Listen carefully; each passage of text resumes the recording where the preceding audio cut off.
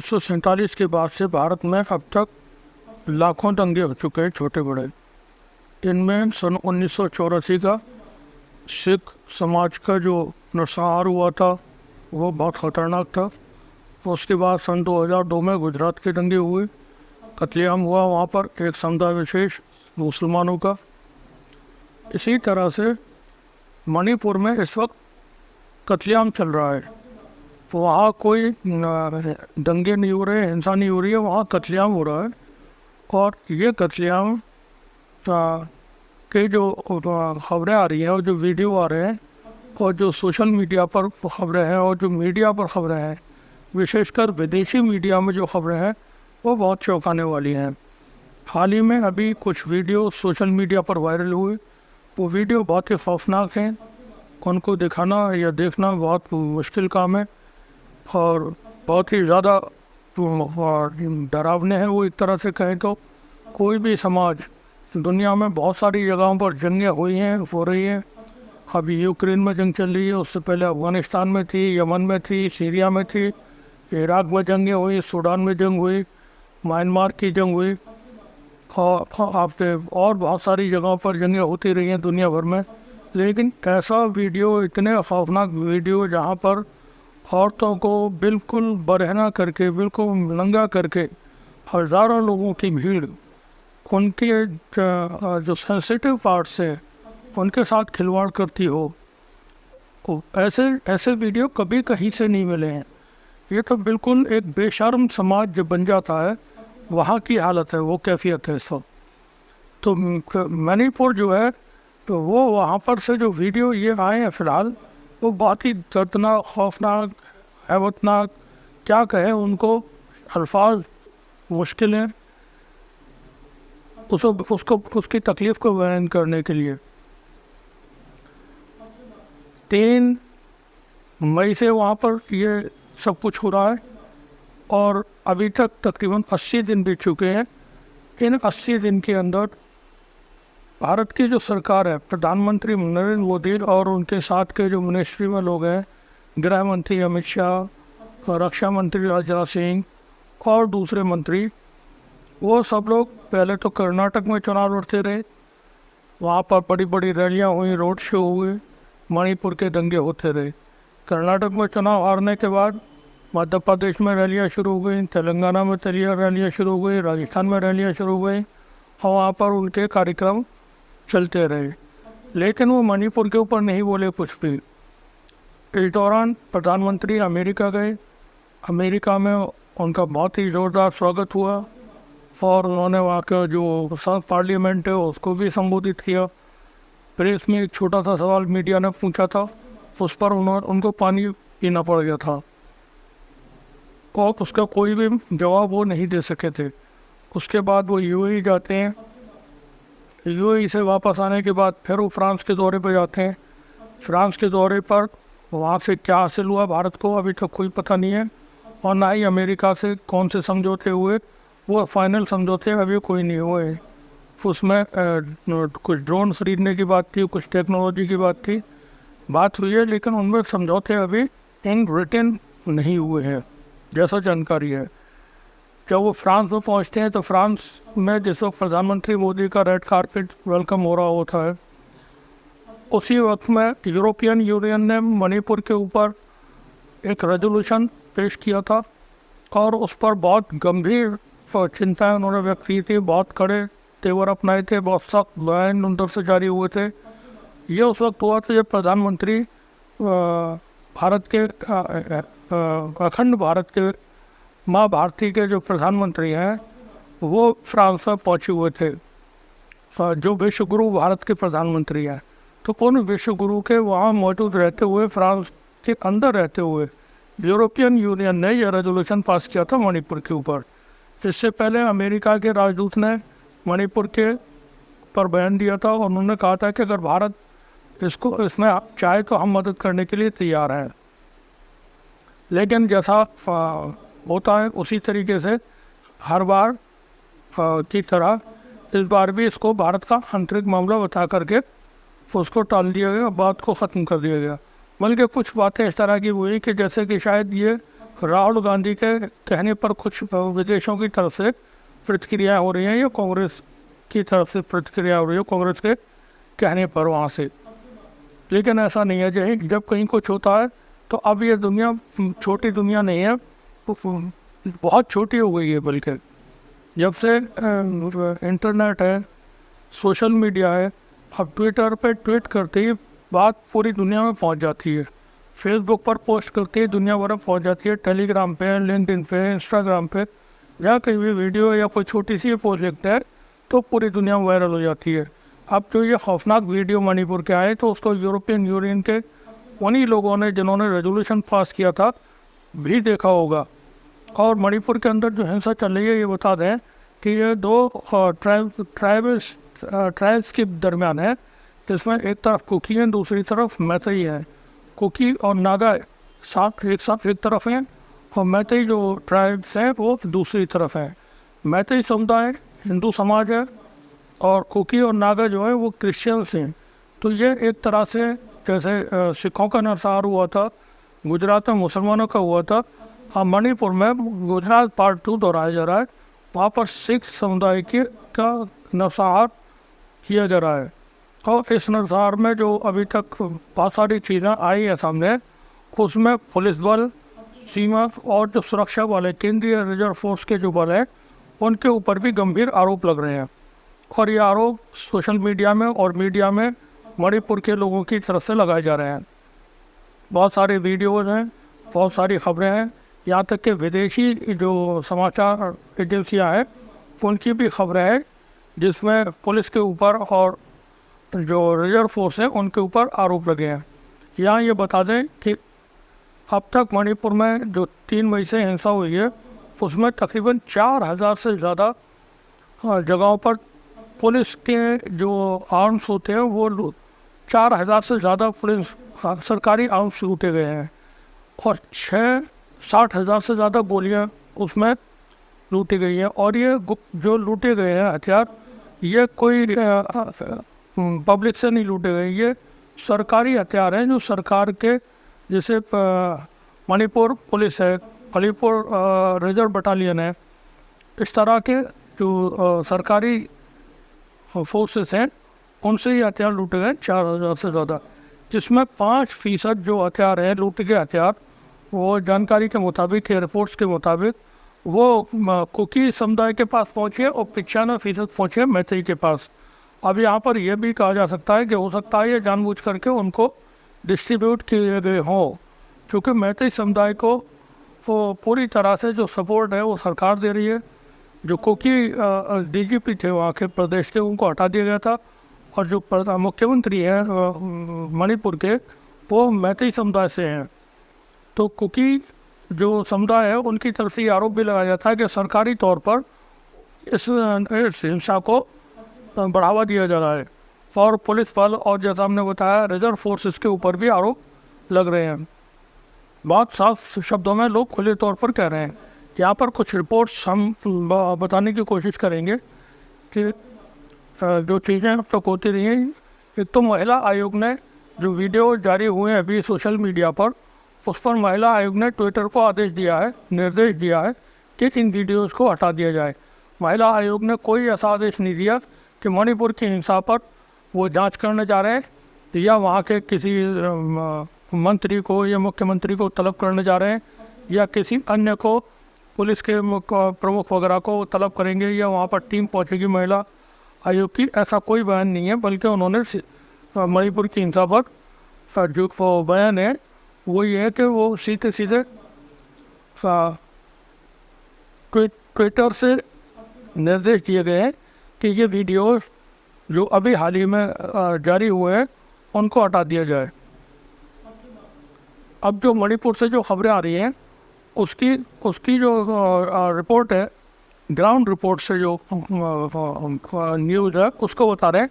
मणिपुर में शर्मसार घटना के बीच मणिपुर पुलिस पर गंभीर आरोप लग रहे हैं। हिंसा की शिकार हुई कुकी महिलाओं ने वीडियो में दावा किया है कि जब उनके साथ ये बर्बरता हो रही थी, यानी औरतों को बरहना किया जा रहा था, नंगा किया जा रहा था और उनके साथ रेप किया जा रहा था, तो वहाँ पर पुलिस मौजूद थी। लेकिन पुलिस ने उनकी किसी तरह से कोई मदद नहीं की, बल्कि वह मूक दर्शक बने रहे, यानी खामोश तमाशबीन बने रहे। महिलाओं का दावा है कि भीड़ ने उन्हें घेर कर सुनसान जगह ले जाकर यातनाएं दी। हमलावरों में से एक ने और लोगों को यातनाओं में शामिल होने के लिए बुलाया था। इसके साथ ही पीड़ितों ने दावा किया है कि कुछ मैती लोगों ने उनको बचाने की कोशिश की थी, लेकिन वे नाकाम रहे। ये खबर है DW की, जर्मनी का मीडिया है, उसकी खबर हम आपको बता रहे हैं। इसी तरह से जो मुख्यमंत्री हैं, जब ये मीडिया में, ये सोशल मीडिया में वीडियो आए तो वहाँ के मुख्यमंत्री जो मौजूद है इस वक्त, भारतीय जनता पार्टी के मुख्यमंत्री है वो, और आए दिन प्रधानमंत्री के साथ उनकी तस्वीरें वगैरह रिलीज होती रहती हैं, वो अपना इस्तीफ़ा भी देने जा रहे थे, लेकिन लोगों ने उस इस्तीफ़े को फाड़ के फेंक दिया था। और उन्होंने लोगों जनता के दबाव में, लोग नहीं चाहते कि वो इस्तीफ़ा दें, इसलिए उन्होंने इस्तीफ़ा नहीं दिया था। ऐसे जघन्य अपराध हो रहे हैं वहाँ पर। और खुद वीरेंद्र सिंह जो वहाँ के मुख्यमंत्री हैं, वे इस बात को स्वीकार करते हैं कि ये कोई एक घटना नहीं है, ऐसी सैकड़ों घटनाएं हुई हैं। 1000 से ज़्यादा FIR दर्ज हुई है वहाँ पर मणिपुर में। ये उन्होंने मीडिया में इस तरह का कबूलनामा उनका मौजूद है। हम कोशिश करेंगे उसको आपको दिखाने के लिए, सुनाने के लिए। अब उसी पर एक रिपोर्ट है, वो कुछ इस तरह से है कि मणिपुर में एक नहीं 200 से ज़्यादा ऐसी घटनाएं हुई है। सामूहिक कब्रों में दफन कर दिया गया है बेटियों को। मोदी की चुप्पी से कट्टरपंथियों का मनोबल बढ़ा है। मणिपुर में भारतीय जनता पार्टी की सरकार है, वहाँ से जिस तरह की विचलित कर देने वाली वीडियोज़ और तस्वीरें सामने आ रही हैं, उससे ऐसा महसूस होता है जैसे कि इस राज्य में कानून व्यवस्था नाम की कोई चीज़ नहीं है। वही मोदी सरकार भी इस पर केवल इसलिए चुप्पी साधे है क्योंकि वहाँ पर उनकी पार्टी की सरकार है। सोशल मीडिया पर जो वीडियो प्रसारित हो रहे हैं या चल रहे हैं, जिसमें भीड़ द्वारा कुकी समुदाय की महिलाओं को नग्न अवस्था में घुमाया जा रहा है, भारत के लगभग सभी मीडिया ग्रुपों ने इस बात की पुष्टि की है कि यह वीडियो मणिपुर में 3 मई को शुरू हुई जातीय हिंसा के एक दिन बाद का है। घटना बीते 4 मई की बताई जाती है। घटना के संबंध में FIR दर्ज करने को कहा गया। उसके बाद 2 लोगों को गिरफ्तार भी कर लिया गया। बताते चले कि जो घटना सामने आई है उसमें 2 लोगों को गिरफ्तार भी कर लिया। 78 दिन तक ये घटना हुई। 78 दिन बीत जाने के बाद जब तक ये घटना सोशल मीडिया में नहीं आई है, तब तक उसमें कोई कार्रवाई नहीं थी, कोई गिरफ्तारी नहीं थी।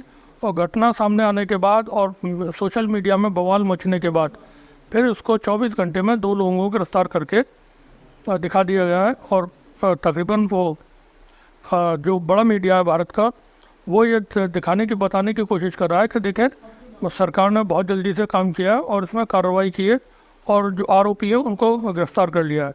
वहीं पर स्मृति ईरानी जो भारत की महिला विकास मंत्री है, उन्होंने भी एक बयान दिया है, ट्विटर पर ट्वीट किया है कि उन्होंने मणिपुर की घटना पर मुख्यमंत्री से बात की। मुख्यमंत्री ने आश्वासन दिया है कि वो इस पर सख्त कार्रवाई करेंगे। अब कौन कार्रवाई करेंगे? जो खुद आरोपी हैं, जो खुद दोषी हैं। मुख्यमंत्री को हटाना, सबसे पहले हटाना चाहिए था। साथ ही गृह मंत्री को हटाना चाहिए। इसमें this is a failure of home ministry. Bharat सरकार की इसमें पूरी तरह से नाकामी है। अगर ज़रा भी ज़र्फ होता प्रधानमंत्री और गृह मंत्री को, तो इस पर फ़ौरन इस्तीफ़ा देना चाहिए। ये जिस तरह की वारदातें वहाँ पर हो रही हैं, यहाँ पर वीरेंद्र सिंह जो वहाँ के मुख्यमंत्री हैं, इस बात को स्वीकार किया है कि इस तरह की 100 से ऊपर घटनाएं हुई हैं। आदिवासी महिला कार्यकर्ताओं ने तो बहुत ही सनसनीखेज खुलासा किया। उनका कहना है कि कट्टरपंथियों के पास अचानक से अत्याधुनिक हथियार कहाँ से आए हैं, इसके बारे में कोई जवाब देने वाला नहीं है। आदिवासी महिला कार्यकर्ताओं ने यह भी आरोप लगाया है कि लगभग 200 लड़कियों का बलात्कार हुआ है, जिसमें छोटी छोटी बच्चियां भी शामिल हैं। उनके मुताबिक बलात्कार की घटना अंजाम देने के बाद उन पीड़ित बच्चियों को JCB से गड्ढा खोदकर उन्हें दफन कर दिया गया। वहीं 2 महीने से ज़्यादा बीतने पर जो ये हिंसा हुई है, उसमें भारत के प्रधानमंत्री ने भी अब जा कर के बोला है। उन्होंने इतना लंबा चौड़ा भाषण दिया है, जो इतनी बड़ी बड़ी बातें मन की बात में करते हैं, और चुनावी सभा में जब वो शुरू हो जाते हैं रैली में बोलने के लिए, तो वहाँ तो रोकने वाला भी कोई नहीं होता है। अकेले प्रधानमंत्री मोदी की ही तकरीर होती है। यहाँ पर उन्होंने इतनी बड़ी घटना के बाद मणिपुर में पूरे 2.5 महीने से जो हिंसा हो रही है उसके ऊपर 1.25 मिनट बोला, और वो भी क्या बोला, मणिपुर के ऊपर नहीं, उन्होंने कहा कि भारत के जितने भी राज्य हैं उनके मुख्यमंत्री महिलाओं के जो अत्याचार हो रहे हैं उनके उत्पीड़न पर सख्त कार्रवाई करें, और राजस्थान और छत्तीसगढ़ और मणिपुर में जो घटनाएं हो रही हैं वो बहुत ही शर्मनाक है, बहुत ही मतलब आपत्तिजनक है। उन्होंने 2 राज्यों को और लपेटा साथ में मणिपुर पर नहीं बोला उन्होंने, वहाँ भी राजनीति उनको उनके जहन में रही, चुनाव उनके जहन में रहे, क्योंकि छत्तीसगढ़ में और राजस्थान में चुनाव होने जा रहे हैं और दोनों में कांग्रेस की सरकार है। इसलिए उन्होंने अपने राज्य जहाँ पर भारतीय जनता पार्टी की सरकार है और जहाँ पर ये हिंसा हो रही है उसकी बात नहीं की, उन्होंने 2 अन्य राज्यों को भी। अब यहाँ पर सचेत हो जाना चाहिए कांग्रेस को और विपक्षी लोगों को कि वो अपने राज्यों को देखें, वहाँ के प्रशासन को हाई अलर्ट पर रखें, कहीं ऐसा ना हो कि वहाँ कोई इस तरह की बड़ी वारदात को अंजाम दिलवा दिया जाए और वो फिर मणिपुर की जो घटना हुई है उसको छोटा साबित करने की कोशिश की जाए। क्योंकि अभी इस जो सतपाल मलिक पूर्व राज्यपाल हैं उन्होंने बयान दिया था कि ये कुछ भी कर सकते हैं चुनाव जीतने के लिए। तो यहाँ पर ये सबको ख्याल रखना चाहिए जो विपक्षी पार्टियाँ हैं कि ये कुछ भी कर सकते हैं। ख़ास तौर से जो आरएसएस का संगठन है, आरएसएस वहाँ पर बहुत सक्रिय हुई है मणिपुर में। पिछले कुछ सालों से आरएसएस का वहाँ पर बहुत प्रभाव बढ़ा है, बहुत सक्रिय है, क्योंकि भारतीय जनता पार्टी की जहाँ सरकार हो जाती है वहाँ पर आरएसएस के लिए फ्री हैंड होता है, खुला मैदान मिल जाता है उनको काम करने के लिए। तो ये भी हो सकता है कि गुजरात में जिस तरह का हुआ था और 1984 में जो सिख नरसंहार हुआ था, सिख नरसंहार में भी आरएसएस ने शुरुआत की थी, कांग्रेस बाद में शामिल हुई उसमें। जो शुरुआत थी दंगों की और मारकाट की वो आरएसएस ने शुरू की थी। गुजरात के दंगे सब कुछ सबको मालूम है कैसे हुए, किसने किए, किसने कराए। अब यहाँ पर मणिपुर में जो आरएसएस सक्रिय हुआ है, तो चूँकि ये हिंसा जो हो रही है वो मैती समुदाय के और कुकी समुदाय के दरमियान हो रही है। कुकी जो ट्राइब्स हैं वो माइनॉरिटी में है वहाँ पर, और मेजोरिटी में है मैती समुदाय। इस वक्त वहाँ पर चूँकि सरकार है, सरकार का सहयोग है, आरएसएस मौजूद है वहाँ पर, तो इसमें आरएसएस की भूमिका भी कम नहीं हो सकती है। तो जो अन्य राज्य हैं उनको सचेत रहना चाहिए कि कहीं किसी तरह का कोई बवाल ये दूसरे राज्यों में न खड़ा करा दें। ये जो तमाम चीज़ें हैं उस पर प्रधानमंत्री को थोड़ा सा संवेदनशील हो करके बयान देना चाहिए था, बात करनी चाहिए थी, उनको बताना चाहिए था कि हमारी सरकार अब वहाँ पर क्या करने जा रही है, इतने दिन तक जो हिंसा चली है क्यों हुई है, सरकार इस पर किसकी जवाबदेही बनती है, कौन जिम्मेदार बनता है, उनके खिलाफ कार्रवाई करेगी और मुख्यमंत्री को तत्काल प्रभाव से बर्खास्त किया जाता है। लेकिन उन्होंने बात कहीं के कहीं की, ये उनकी आदत भी है कि अपने ऊपर बात को नहीं आना देते, या तो खामोश रहते हैं या फिर बात करते हैं तो इस तरह की बात करते हैं कि सारा दोष जो है वो नेहरू, गांधी और राहुल गांधी और जो दुनिया में जा चुके हैं महात्मा गांधी, इन लोगों पर डाल दिया जाए और अपना दामन पाक साफ बता दिया जाए। या एक बार फिर से बता दें कि जो मणिपुर में जो विवाद है वो विवाद किस बात का है। मणिपुर में 3 मई से जाति हिंसा भड़की हुई है, करीब 2.5 महीने बीत गए हैं। यहाँ पर 150 से ज़्यादा लोगों की अब तक जान जा चुकी है, कई हज़ार लोग जख्मी हुए हैं। मैती समुदाय एसटी में शामिल होने की मांग कर रहा है। इसकी वजह से कुकी और मैती समाज आपस में भिड़ गए। मणिपुर की आबादी में मैती लोगों की संख्या लगभग 53% है। वे ज़्यादातर इम्फाल घाटी में रहते हैं, जबकि आदिवासी जिसमें नागा और कुकी शामिल है ये 40% के करीब है, जो ज़्यादातर पहाड़ी जिलों में या पहाड़ियों पर रहते हैं। ये जो हिंसा है उसमें बहुत सारी अपडेट्स हैं, बहुत सारे लोगों के बयान हैं। यहाँ पर एक पूर्व सैनिक है भारत का, वो अपना दर्द एक वीडियो में बताता है कि करगिल में मैंने जंग लड़ी, श्रीलंका में मैंने जंग लड़ी, लेकिन अपने परिवार को, अपने बच्चों को नहीं बचा सका। अब ये जब आप इस तरह के वीडियो देख रहे हैं या सुन रहे हैं या ऐसी खबरें सुन रहे हैं, वो रोंगटे खड़े कर देने वाली हैं। भारत की एक और बहुत सीनियर, बहुत प्रोमिनेंट जर्नलिस्ट हैं, प्रज्ञा, वो रिपोर्टिंग करते करते रोने लगती है मणिपुर की हिंसा पर। तो ये सच में जो भी इंसान है, ये बिल्कुल अभी की लेटेस्ट है कि मणिपुर में महिलाओं के साथ दंडगी में मुख्य आरोपी का घर गुस्साई भीड़ ने फूंका। मतलब जो कुछ काम करेगी वो भीड़ करेगी, कानून काम नहीं करेगा, गुस्साई भीड़ करेगी, उपद्रवियों की भीड़ करेगी, जो सड़कों पे घूम रहे गुंडे वो भीड़ करेगी, सब कुछ डिसाइड।